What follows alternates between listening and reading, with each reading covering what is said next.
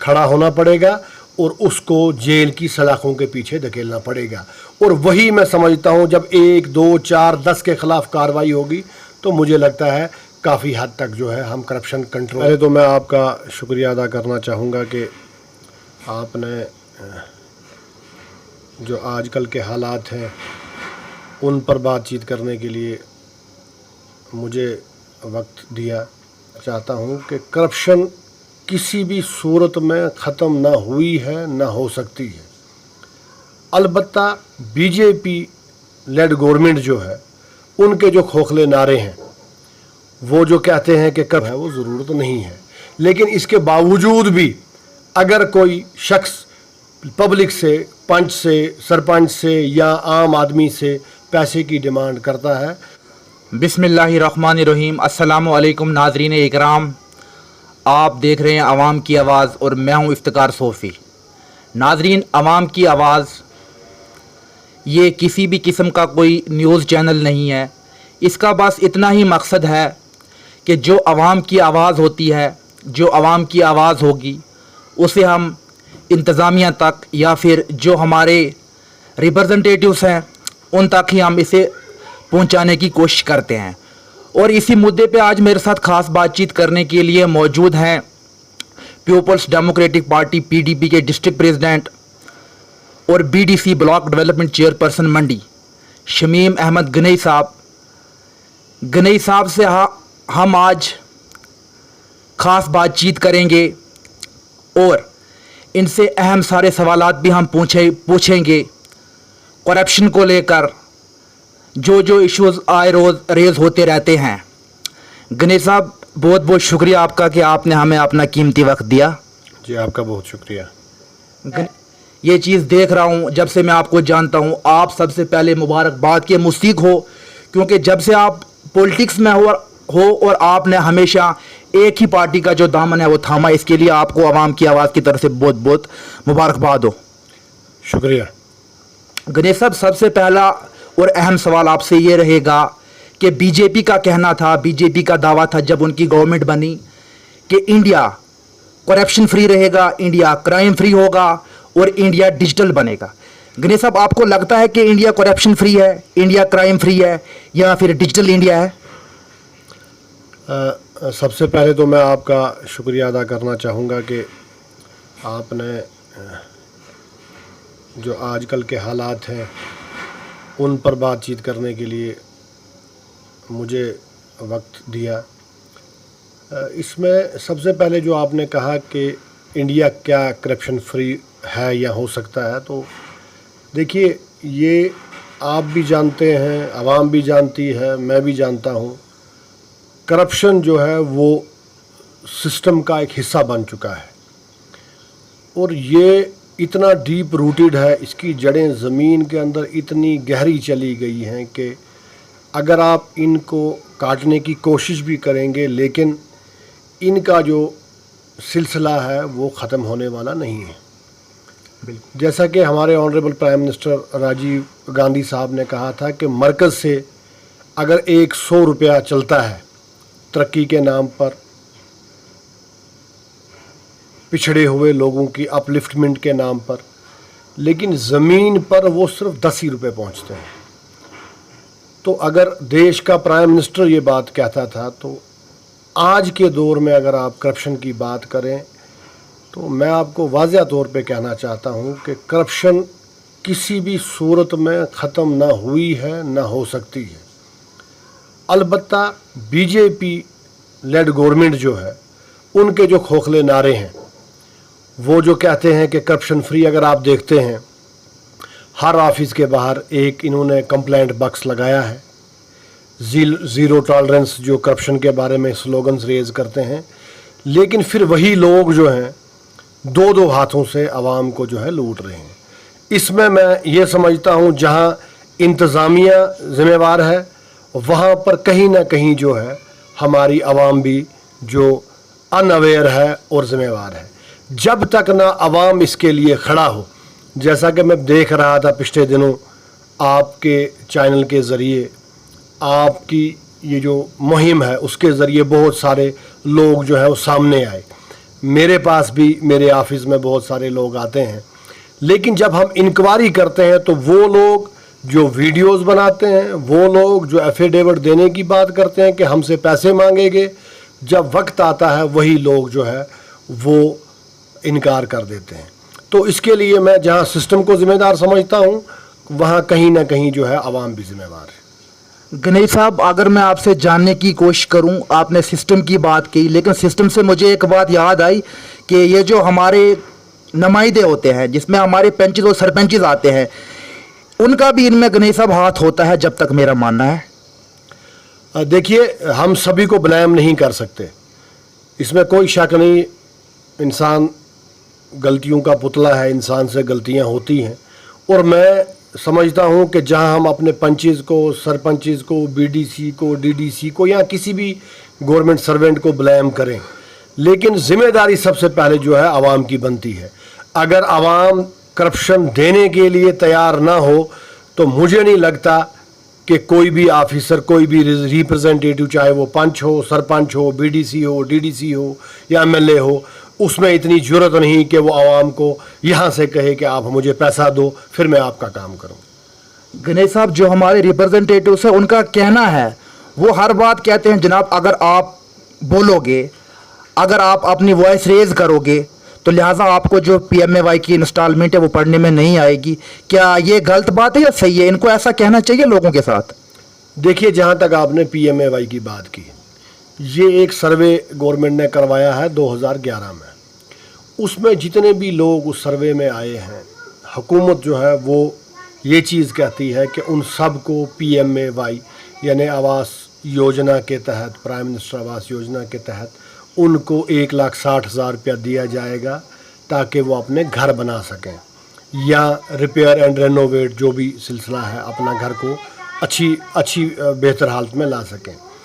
तो मुझे लगता है अगर एक आदमी का लिस्ट में नाम है, उसको एक फ़ाइल सबमिट करवानी है, उसे किसी भी, ना पंच, ना सरपंच, ना बीडीसी, ना बीडीओ, किसी को भी पैसा देने की जो है वो ज़रूरत नहीं है।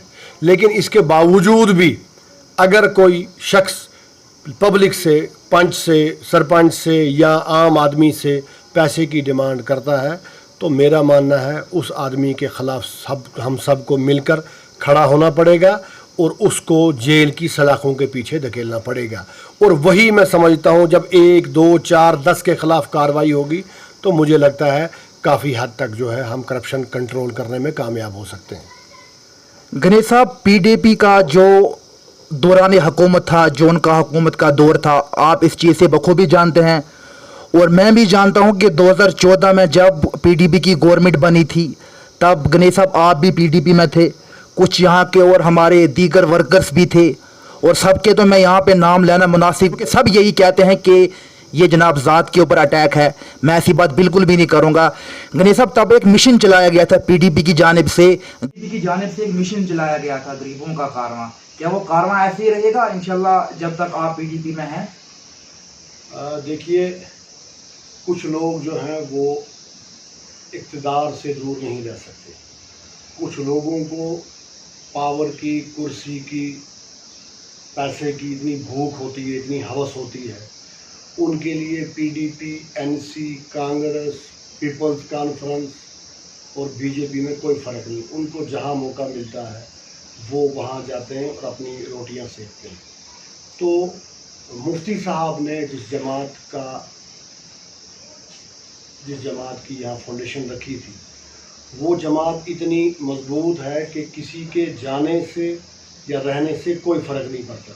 अलबत्ता हम सब जो कोशिश कर रहे हैं, हमारी लीडर जो महबूबा मुफ्ती साहिबा हैं, उनका यही है कि मुफ्ती साहब का वो जो नज़रिया था, जो हमारा गणेश साहब, पीडीपी के दौरान हुकूमत में जिसे कहते हैं CDF fund, constitution development fund जो आया था, जब तक हमने दफ्तर से आरटीआई फाइल करके रिकॉर्ड तलब किया 2014 के बाद का, तो मुझे लगता है कि उसका सरोसर जो गलत इस्तेमाल हुआ है, और उसमें जो चंद वर्कर हैं उनके ज़ाती काम आए।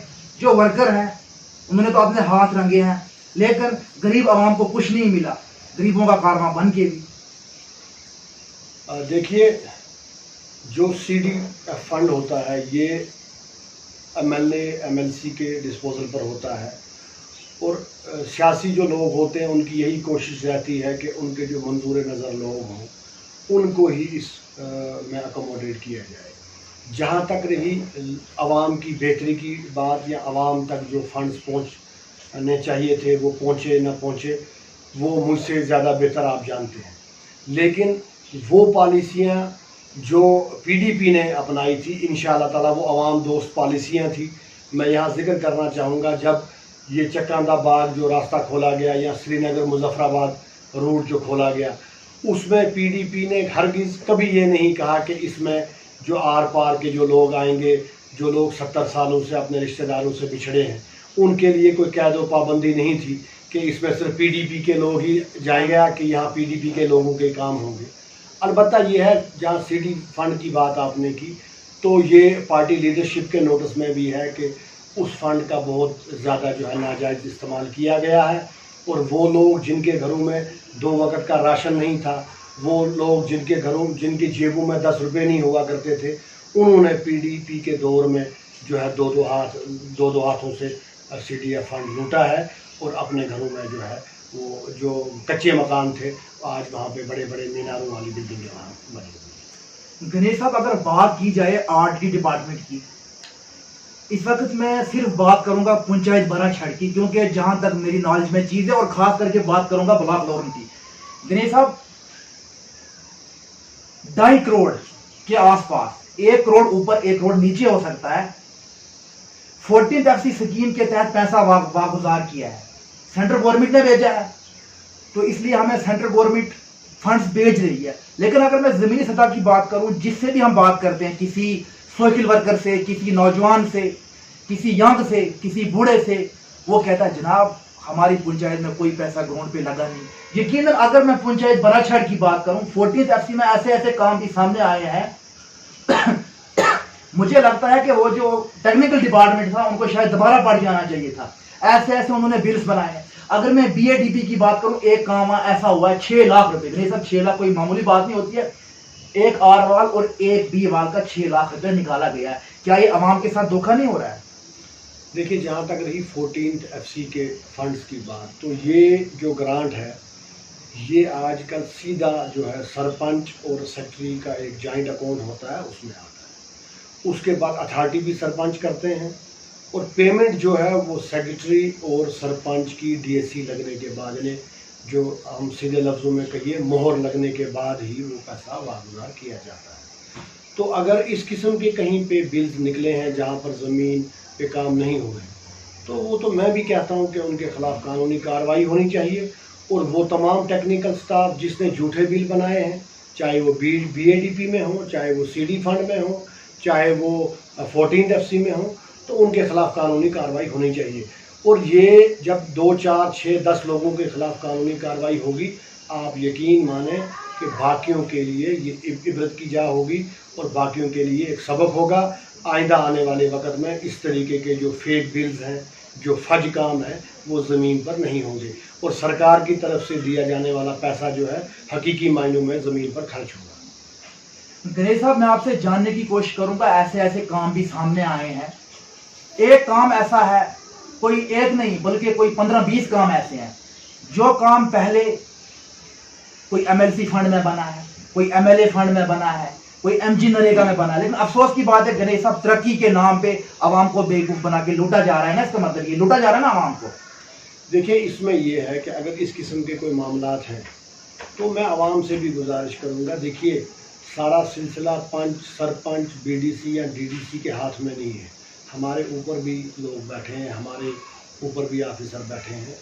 तो आवाम को ये मामले सामने आकर, देखिए आप रजिस्ट्री डाल देते हैं, आप एफिडेविट डाल देते हैं, आप वीडियो चढ़ा देते हैं, लेकिन इफ्तिकार साहब मैं ये वसूख से कहूँगा, कई बार ऐसा होता है जब ज़मीनी हालात, ज़मीन पर जाकर हम इंक्वायरी इन कामों की करते हैं तो वहाँ कोई भी आम आदमी जो है वो सामने आने के लिए तैयार नहीं है।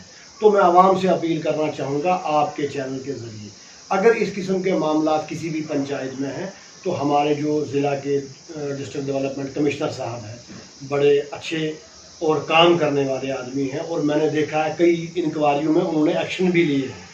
तो आपको उनके नोटिस में या ACD साहब के नोटिस में भी ये काम जो है लाना पड़ेगा। गणेश साहब, बिजली की बात की जाए, पानी की बात की जाए, 1984, 1985, 1990 की पाइपें लगी हैं, वैसी ही तारें लगी हैं, वैसे ही पोल लगे हैं। जेड़ा स्कीम का क्या हुआ, जो पीडीपी के दौरे इक़्तिदार में हुई थी, मंजूर हुई थी वो, लेकिन अभी तक वो पाइप तक मिलता गणेश साहब क्यों नहीं पहुंच सकी? इसके बारे में जनाब आप थोड़ा पब्लिक को बताइए। देखिए, जहाँ तक रही जेड़ा स्कीम की बात, ये खाली जेड़ा स्कीम नहीं, ऐसी बहुत सारी स्कीम्स हैं। जैसे यहाँ पर इंडोर स्पोर्ट्स हॉल का काम था, यहाँ पर ये 11 करोड़ 25 लाख की लागत से जो मंडी बाईपास ब्रिज था, ये बहुत सारे ऐसे काम थे जो पीडीपी के दौर में स्टार्ट हुए थे। लेकिन जो ही हुकूमत गिरी, उस वक़्त बीजेपी गवर्नमेंट की ने उनकी हिदायत पर ये तमाम जो प्रोजेक्ट्स थे, वो नहीं चाहते थे कि इनका क्रेडिट पीडीपी को मिले, तो वो तमाम जो प्रोजेक्ट्स थे उनमें फंडिंग रोक दी गई, वो काम बंद है।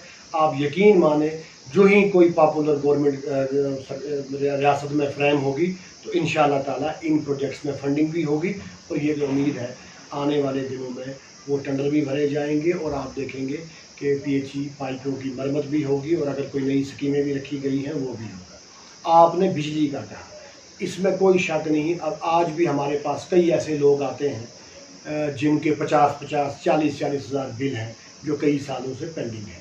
तो उसमें मैं कहूँगा कि गवर्नमेंट ने लास्ट ईयर जो है, शायद अक्टूबर, नवंबर, दिसंबर में कोई 3 महीने के लिए एक एमनेस्टी स्कीम जो है वो लॉन्च की थी।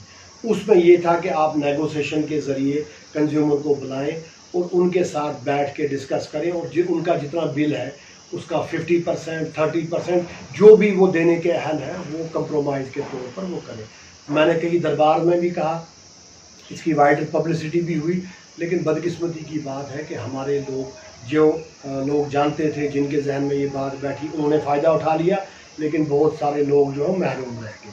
अब रही जहाँ पे तारे नहीं हैं, पोल नहीं है, तो इफ्तिखार साहब, मैं आवाम को बताना चाहता हूँ कि इंशाअल्लाह ताला आप देखेंगे इस साल के आखिर तक मुझे लगता है कि बहुत सारे पोल्स, बहुत सारी ऐसी हैबिटेशंस हैं जहाँ पर आज भी तारें जो हैं वो पेड़ों पर हैं या बिजली नहीं पहुँची है। इस साल के आखिर तक ये हमारी तहसील में कोई भी घर मुझे लगता है नहीं रहेगा जहाँ पर जो है वो बिजली ना पहुँचे। इस बात की यकीन दहानी है गणेश साहब? बिल्कुल 100% मैं श्योर हूँ कि बहुत जल्द इंशाअल्लाह ताला ये पोल्स, ये तारें जो हैं लोगों तक पहुँचेंगी। और जहाँ तक पीएचई की बात आपने कही, तो गवर्नमेंट ऑफ इंडिया की एक स्कीम है जल जीवन मिशन, तो मुझे लगता है उनका टारगेट है कि जून 2022 तक शायद ही कोई बदकिस्मत हो जिसके घर में नल ना पहुँचे। तो आने वाले वक्त में आप देखेंगे, आपके ज़रिए हमारे जितने रिप्रेजेंटेटिव्स हैं उनकी आवाज़ जो उन्होंने उठाई है, उसके ज़रिए दिन ब दिन जो है वो बेहतरीन इंशाअल्लाह ताला हो। गणेश साहब, एक अहम सवाल मुझे याद आ रहा है, जब भी एमजी नरेगा स्कीम को छोड़ के 14th FC की बात की जाए, 15th FC की बात की जाए, बीएडीपी की बात की जाए, ये अहम सवाल है, पब्लिक आपसे जानना चाहती है गणेश साहब। ये इंडिया से ही नहीं है, जम्मू कश्मीर से नहीं, आपको पता है गणेश साहब आज सोशल मीडिया का टाइम है। आपको इंशाल्लाह अगर ज़िंदगी लगी, सुबह आपको लोग सऊदी अरब से देखेंगे, आपको लोग देखेंगे कनाडा से देखेंगे, इंशाल्लाह जर्मनी से भी लोग हमारी वीडियोस देखते हैं। और कोई अच्छा मैसेज पंच हजरात या सरपंच के लिए वो चोरी छुप के प्लान बनाते हैं, आवाम को पता ही नहीं होता, कोई नोटिस नहीं लगता है। अगर मैं आपको लोरन ब्लॉक के कुछ ऐसे प्लान बाहर निकाल के दिखाऊं, यहाँ तो वो सरपंच के नाम पे काम होगा, यहाँ तो पंच के नाम पे काम होगा। अगर सरपंच अपने नाम पे नहीं रखेगा, ये सरपंच का भाई है जनाब 2 लाख, ये नायब सरपंच का भाई है जनाब 2 लाख, इसको ये फलाना है पंच का। लेकिन सर जो है इसमें टोटली इंडिविजुअल वर्क होते हैं, जबकि जो इसकी फाइनेंस कमीशन का पैसा या जिसका वर्क ऑर्डर अथॉरिटी होती है, उसमें साफ साफ लिखा होता है उसकी गाइडलाइन में कि no individual work can be taken up. Ganesh साहब, सरपंचों को कोई मैसेज आप भेज दो ताकि वो दोबारा ऐसी गलतियां ना करें जो उन्होंने कुछ गुज़श्ता सालों में की हैं। इसका मैं आपको सबूत भी दिखाऊंगा, क्योंकि आपको पता है मैं सबूत के बगैर कोई बात नहीं करता। तो देखिए, बड़ी अच्छी बात आपने कही।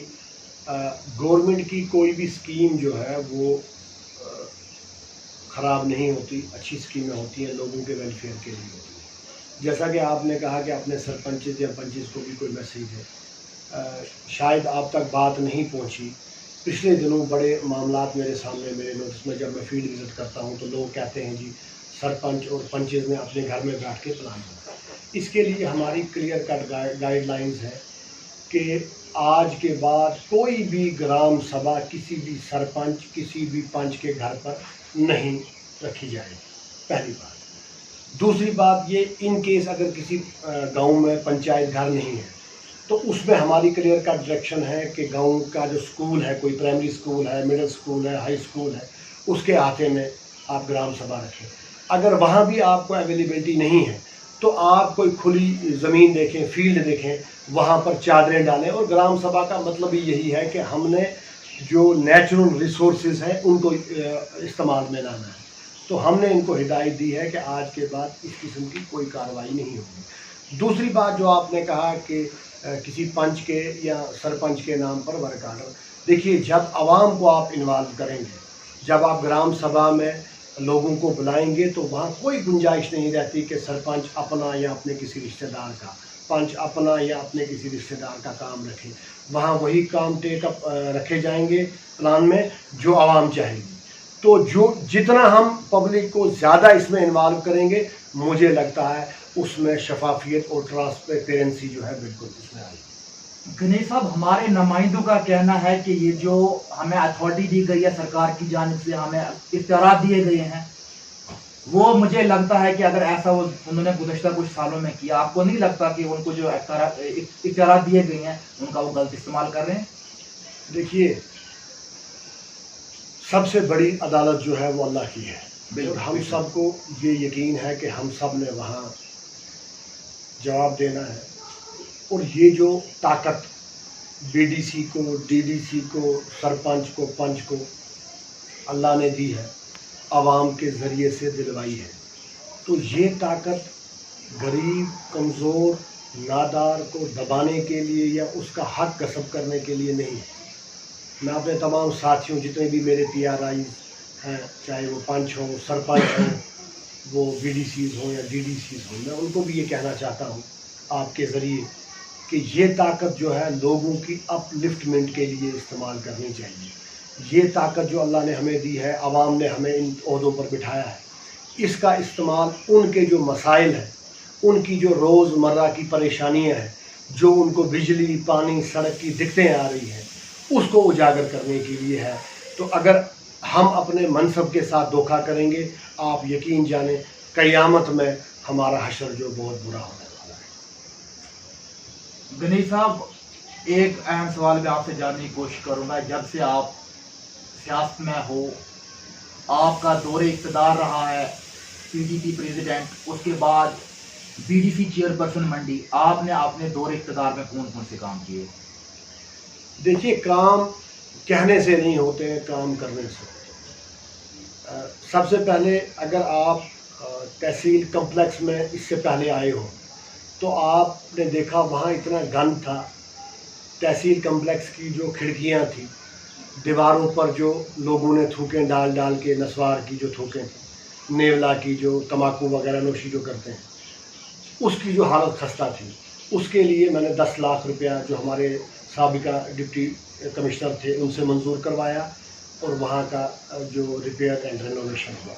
उसके बाद अगर आप देखेंगे मंडी के मैं काम बताऊँगा, एक हमारा पैसेंजर शेड था जो लगभग गिरने के कगार पर था मंडी बस स्टैंड पर। अगर आप उसको भी नज़र मारें, मैं चाहूँगा कि आप वो भी आवाम को दिखाएं। उसकी हालत अगर आप देखें तो वहाँ पे बड़ा फिनिशिंग करके, टाइल वर्क करके बड़ा अच्छा हमने साफ़ सुथरा बनाया। आज अगर आप वहाँ, ये भी लोगों को दिल करता होगा कि इन टाइलों पर बैठ के हम खाना दिखाएं।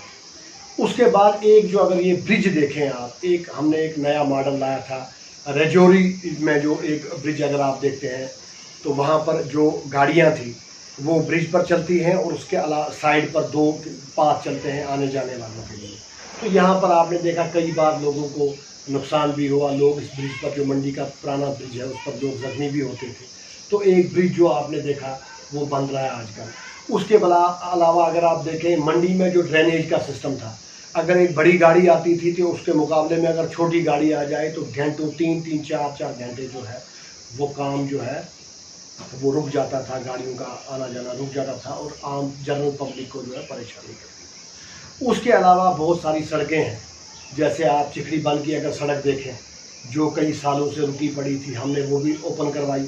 आप अड़ाई मलका की एक रोड देखें, अड़ाई मलका में 3 किलोमीटर रोड जो है, मैं जब बीडीसी बना उसके बाद मुझे डीसी साहब ने वहाँ भेजा। वो एक डिस्प्यूट था जहाँ सैकड़ों लोग डीसी साहब के पास मेरे पास आते थे, वो डिस्प्यूट जो है रिजॉल्व करवाया और 3 किलोमीटर सड़क निकली। एक हमारा स्कूल था अड़ाई मूरिया में, उसमें ये था कि मिडिल स्कूल था और वर्ल्ड बैंक ने वादा किया था हमसे कि ये स्कूल हम जो है वो अडाप्ट करेंगे, उसका हम काम स्टार्ट कराएंगे। वो काम सालों से रुका पड़ा था। हमने उसमें कुछ लिखा ऊपर, डीसी साहब ने भी इसमें मेरी रहनुमाई की, मदद की। मैंने खुद भी अप्रोच कमिश्नर सेक्रेटरी वगैरह से की, डायरेक्टर साहब से की। तो आप अगर अड़ाई में आज जाकर देखेंगे तो वो भी वहाँ पे भी काम शदोमत से जारी है। उसके अलावा मैंने अड़ाई में एक ऑक्सीजन कंसनट्रेटर दिया, मैंने साबजिया में एक कंसनट्रेटर दिया, मैंने लगभग 4-5 के करीब जो नई सड़कें जहाँ पर करोड़ों की इन्वेस्टमेंट होने वाली है, जैसे अगर आप देखें साबजिया गगड़िया में एक जो हमारे साबिका एमएलए रहे हैं एजाज जान साहब या उनके वालिद साहब, उनके गांव में सड़क नहीं थी, तो वो सड़क मोची हिल से गगड़िया सेंटर तक रखी गई। एक रोड जो अज़माबाद से ढांगी जहांगीर मीर साहब या ताज मीर साहब का इलाका है वहाँ रखवाई गई।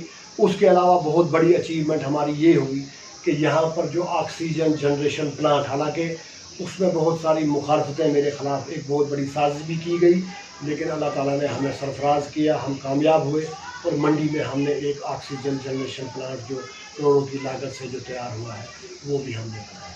इसके अलावा बहुत सारी सड़कें हैं जहाँ ब्लैक टॉपिंग भी करवाई, पुलियाँ बनाई, पुल बनाए। तो ये ऐसे कई, मैं कहूँगा दर्जनों काम हैं जो ज़मीनी सतह पर जो हुए हैं। आने वाले वक्त में आप देखेंगे, मैं समझता हूँ ये हमारी बदकिस्मती है कि तहसील मंडी में हमारे पास कोई भी प्ले फील्ड नहीं है।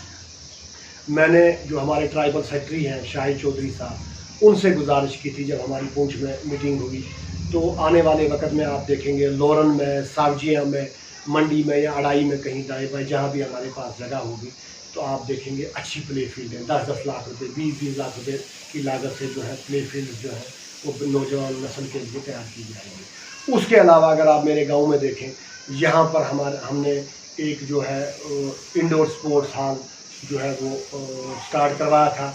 फंडिंग कम होने की वजह से वो काम रुक गया था, तो उसमें हमने कोशिश की, उसमें डीसी साहब ने भी मेरी मदद की, सेक्रेटरी स्पोर्ट्स काउंसिल जो है हमारी, उन्होंने हमारी मदद की, और भी कई लोग हैं जिनके नाम मैं यहाँ लेना नहीं चाहूँगा, उनकी मदद भी हमें मिली है।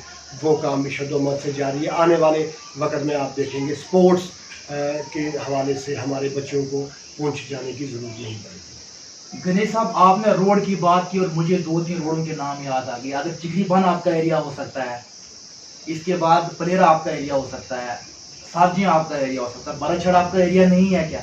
अगर मैं बराछड़ की बात करूं, साल 2008-9 में उसका काम लगा था, लेकिन पैसा करोड़ों में आया। पैसे का भी उन्होंने गलत इस्तेमाल किया, साफ जाहिर हुआ। तो उसके बाद उन्होंने फिर एक बार रखा उसको बैक टू विलेज में 10 लाख रुपया। लेकिन इस बार जब मैंने साइड की रिपोर्ट देखी तो मुझे लगा कि अफसोस इस बात का है, जो सड़क पुरानी बनी थी उसको मेजरमेंट करवा के बिल निकाल दिया उसका, और जो नई थी उसको मतलब कुछ नहीं किया। मतलब ऐसे ही है, एक दिन मशीन आई, ये 2 दिन 50 घंटे चल के जनाब चली जाती है। लेकिन अफसोस है गणेश साहब के, उन्होंने अगर नई का मेजरमेंट करवाया होता कोई बात नहीं थी, लेकिन उन्होंने पुरानी रोड का मेजरमेंट करवा के 3,68,000 रुपये पेमेंट। क्या ये गलत नहीं है? देखिए इफ्तिखार साहब, एक चीज़ मैं अपने आवाम को भी कहना चाहूँगा, हमारे यहाँ जो पॉलिटिशियंस हैं वो चीज़ों को सुलझाने में अपना बड़ा कम रोल अदा करते हैं, इसके बानिस्बत वो चीज़ों को उलझाते हैं। मारकोट की जो रोड है वो सियासत का शिकार है, मैं आपको कहूँ आज से नहीं है, वो कई सालों से 2010 से ही। तो अगर आप पब्लिक जो ग्रीवेंसेस, ये हमारे दरबार होते हैं, अगर आप मीटिंग्स का आप वीडियोस देखते हैं या उनकी कार्रवाई देखते हैं, चिखली बंद की रोड है, आपकी लोहेज बेला नागानाड़ी रोड है, आपकी बराछड़ मारकोट रोड है, आपकी अज़माबाद शेरा ढांगरी रोड है, आपकी अज़माबाद सुड़ुई रोड है, आपकी अड़ाई हवेली ता भागसर रोड है, आपकी बायलाता ज़ियारत डोगियाँ रोड है। ऐसी कई सड़कें हैं जो सियासत का शिकार हुई हैं, लेकिन आप यकीन माने आने वाले वक्त में जो है इन सड़कों पर फंडिंग भी दी जा रही है, चाहे वो बीडीसी हो, चाहे वो डीडीसी हो या सरपंच हो, तो आने वाले वक्त में इंशाल्लाह ताला आप देखेंगे बेहतरी होगी इंशाल्लाह। गणेश साहब, आपने हमें अपना कीमती वक्त दिया, आपका बहुत बहुत शुक्रिया। हम फिर से एक बार अदा करना चाहेंगे। आपका भी बहुत बहुत शुक्रिया। नाज़रीन इकराम, यह भी आप समाप्त कर रहे थे जो मकसद खास बातचीत के लिए मौजूद थे आवाम की आवाज़ के साथ शमीम अहमद गणेश साहब। इन्होंने इनको आपने सुना और आपने देखा। बस यही मकसद हमारा होता है कि जो आवाम की आवाज़ होती है, जो पब्लिक वॉइस होती है, उसे अपने नुमाइंदों तक और साथ में उसे अपनी इंतजामिया तक पहुंचाने की हम भरपूर कोशिश करते हैं। इंशाल्लाह आप देखते रहे आवाम की आवाज़ इफ्तिकार सोफी के साथ। मिलते हैं अगली मुलाकात में, दीजिएगा इजाज़त। अल्लाह हाफ़िज़।